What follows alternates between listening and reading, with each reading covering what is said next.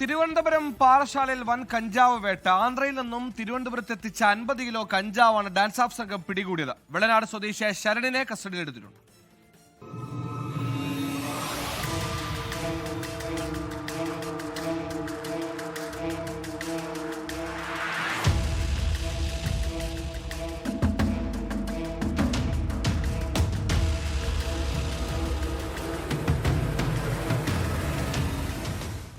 ആഡംബരക്കാരിൽ തമിഴ്നാട് അതിർത്തി വഴി തിരുവനന്തപുരത്തേക്ക് ലഹരി എത്തുന്നുവെന്ന രഹസ്യവിവരത്തിന്റെ അടിസ്ഥാനത്തിൽ പാറശാല ഭാഗങ്ങളിൽ പോലീസും എക്സൈസും പരിശോധന കർശനമാക്കിയിരുന്നു. പിന്നാലെ ലഭിച്ച രഹസ്യവിവരത്തിന്റെ അടിസ്ഥാനത്തിലാണ് ഇന്ന് 50 കിലോ കഞ്ചാവ് പിടിച്ചെടുത്തത്.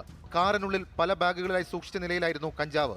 സാഹസികമായി വാഹനം തടഞ്ഞായിരുന്നു പിടികൂടിയത്. 23 വയസ്സുകാരനും വെള്ളനാട് സ്വദേശിയുമായ ശരണിനെയും പോലീസ് അറസ്റ്റ് ചെയ്തിട്ടുണ്ട്.